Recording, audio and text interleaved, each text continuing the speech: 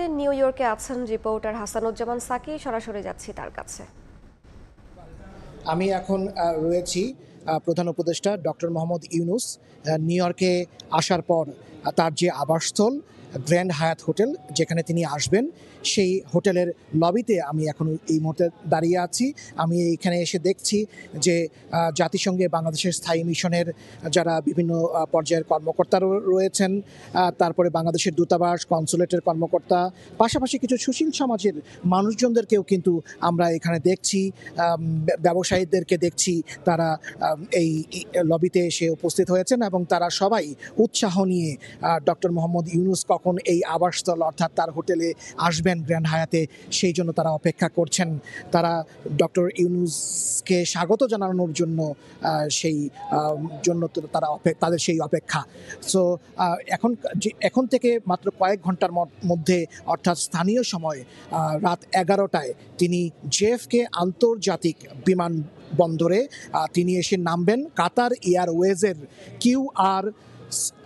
QR705 ফ্লাইটে করে তিনি আসছেন। এটি একটি বাণিজ্যিক ফ্লাইট এবং এই ফ্লাইটটি জেএফকের টার্মিনাল 8 নম্বর টার্মিনালে এসে পৌঁছাবে।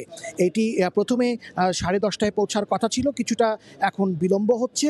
আমরা নতুন যে সূচি দেখছি তাতে করে আমরা দেখা যাচ্ছে যে রাত 11টায় তিনি এসে পৌঁছাবেন। তারপরে এয়ারপোর্ট থেকে তিনি গাড়িবহর, প্রধান উপদেষ্টার গাড়িবহর এখানে আসবে।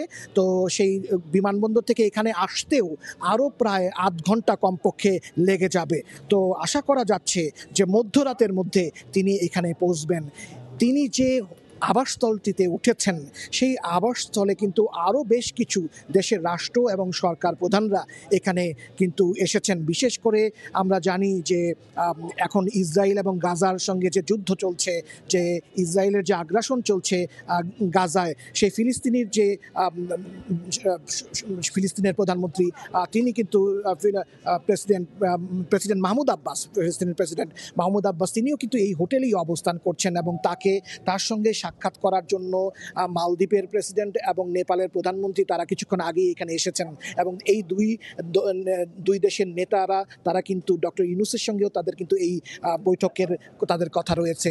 ডক্টর ইউনূস কিন্তু বিভিন্ন দেশের রাষ্ট্র এবং সরকার প্রধানদের সঙ্গে বৈঠক করছেন। পাশাপাশি বাংলাদেশের যে এখন তিনি যে ক্ষমতা গ্রহণ করেছেন তারপরে 1.5 মাসেরও বেশি সময় চলল, সেই 1.5 মাসের মধ্যে সবচেয়ে বড় চ্যালেঞ্জ হচ্ছে অর্থনীতি। সেই অর্থনীতি কিভাবে তিনি উন্নয়নের শিখরে নিয়ে যাবেন আবার, তার একটি দিক নির্দেশনা এবং সেই একটি লবি হয়তো ডক্টর ইউনূস এই জাতিসংঘে এসে জাতিসংঘের পাশে যে সাইড লাইনে বিভিন্ন দেশের রাষ্ট্র এবং সরকার প্রধানদের সঙ্গে যে বৈঠক, সেই বৈঠকে তিনি তুলে ধরবেন এবং সেখানে আমরা ধারণা করছি যে বাণিজ্য এবং অর্থনীতির ইস্যুটাই সবচেয়ে বড় হিসেবে দেখা দেবে।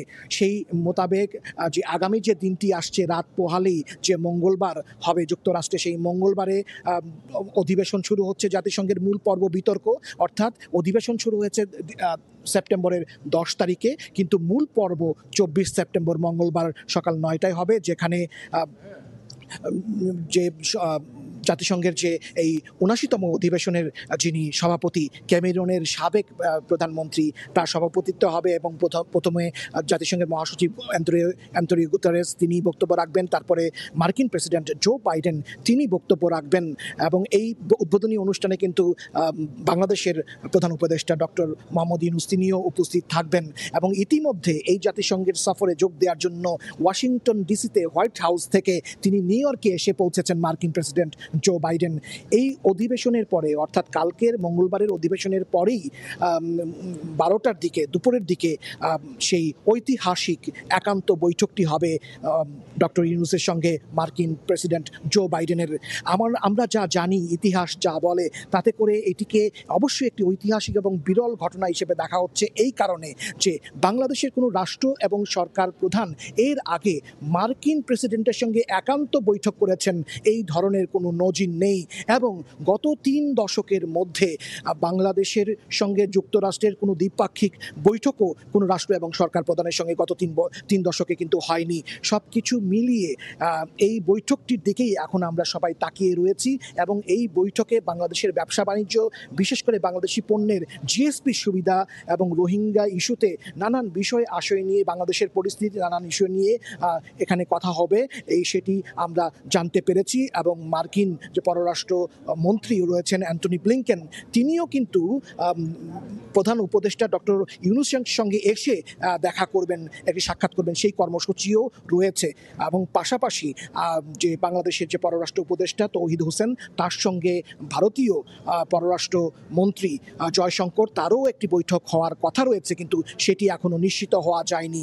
এই হচ্ছে যে এই কিছুক্ষণ পরেই ডক্টর ইউনূস এসে পৌঁছাবেন নিউ ইয়র্কে। তার আগে জাতিসংঘের আজকে যে অধিবেশন হয়েছে এবং কালকে যে কর্মসূচি, তার সর্বশেষ আপনাকে তুলে ধরার চেষ্টা আমরা করেছি।